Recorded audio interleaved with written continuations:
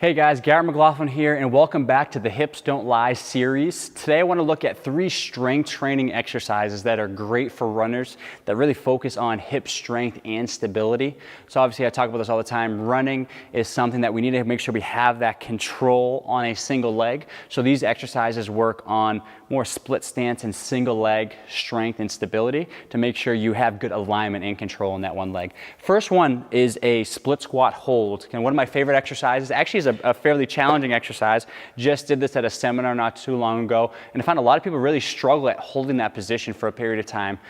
It's also one of my assessments, so I like to see how long can people hold on each side. Is there any kind of asymmetry or imbalance from one side to the other? Can they hold 50 seconds on the right but only 32 seconds on the left? And we know, okay, we need to really address this to make sure we're more balanced.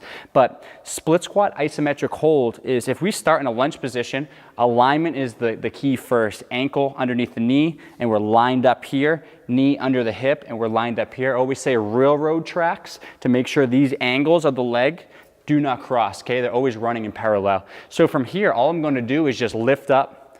Again, gauge through the core, slight lean forward. I'm going to load my front leg. I'm going to lift up, and I'm just going to hold for a period of time. I like to start low, start 15 seconds, build up to 30. Once I can do 30 seconds, or my client can do 30 seconds, then adding a pair of dumbbells and actually working on shorter time but heavier reps. So it's almost one of those things that we work to go longer, and then we go heavier and go shorter, okay? So I'm just gonna sit here, I'm gonna hold that position. At all times as I perform this exercise, I wanna make sure my knee position is correct, okay? I don't wanna sit here. You see a lot of people will start to shift out of position once they fatigue. Make sure that knee is aligned with the second toe, stay low to the ground, and just hold right there. But most of the weight should be through our front leg. So that's the first exercise. The second one is a single leg deadlift. Okay, one of my favorite exercises, now truly a single leg exercise, so we really get that stability component that we need through the hip, stability, balance, and neuromuscular control. With this, and starting out with no weight, just kind of grooving the pattern and the movement is important. So I like to do more of a reaching single leg deadlift as a starting point. So if I'm on one leg, small bend in the knee, I'm gonna hinge through the hip joint. My back leg reaches back as my upper body comes forward. I'm balanced. I'm trying to really connect with my foot on the ground. Big toe, base of the small toe, heel. Those 3 points of contact are creating a nice, good foundation for me on the ground as I hinge through the hips. Back leg moves. We can see with the trunk.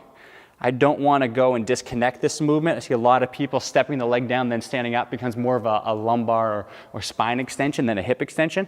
But my hips, as I get here, I get good lengthening through the hamstring, so it could also be a good flexibility drill. I'm driving through the glute to stand myself back up. It doesn't become a back extension exercise. I don't want to use my back, and you'll notice right away if you're over recruiting through the erectors and QL and those muscles at the lower back, you'll feel like, oh yeah, it's a great low back exercise. That's when you know something's wrong, okay? So we should be feeling like we're firing the glute, driving through the hip, and standing up, okay?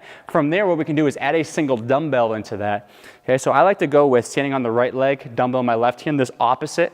Again, depending on how you look at it, I'm standing on my right, I'm holding my left, or you can say it's left and left, left dumbbell, left moving, whichever way you want to look at that. Small bend at the knee, hinging down. The dumbbell is staying under my body, almost right in front of the shin, and then I'm driving through the hip. So now I have this dumbbell that's trying to pull me into rotation. So really you need to use those hip muscles to make sure I'm maintaining my position.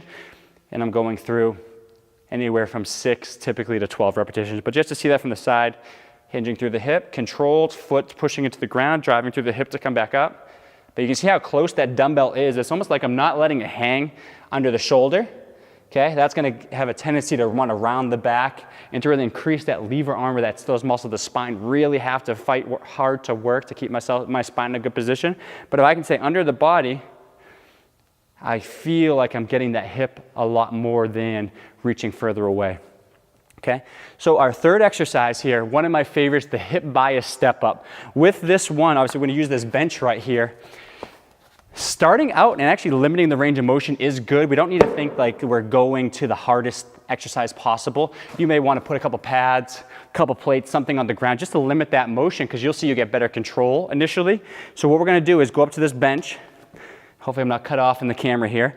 But we're gonna use this front leg to drive us up into single leg stance and then to control us back down, but it's more of a hip bias movement. So I'm gonna slightly lean forward into it, opposite arm, opposite leg if I'm doing it body weight, drive up, knee up, I'm locking out, getting good engagement through my left quad, left glute, I can feel that right now. And then as I come down, I'm gonna lower my leg, once again, start to lean forward and control back down. So you can see that pad started to catch me. The biggest thing I see with the step up, or the hip bias step up, is if you have too much range of motion, you have to go all the way from the bench to the ground.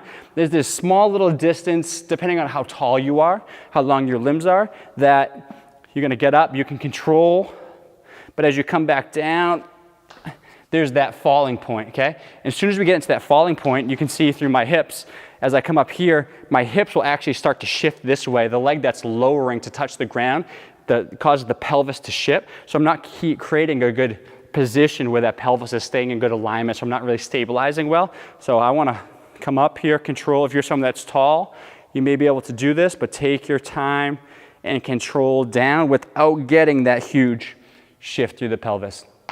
Okay, so those are 3 exercises I like to incorporate a lot of my programs, work on hip strength, but also get stability, alignment, and balance. Okay, everyday movements, we need those things running specifically. We need to make sure we're working on those characteristics because those are the things that really carry over to more efficient movement. So if you have any questions at all, feel free to comment below. Let me know what you think. Let me know if you've tried these exercises before. Do you have any problems with them that we can troubleshoot to help you see better results? If not, hopefully put those into your program over the next week or 2 and let me know over the next couple months what you think. Okay, hope you guys have a great day.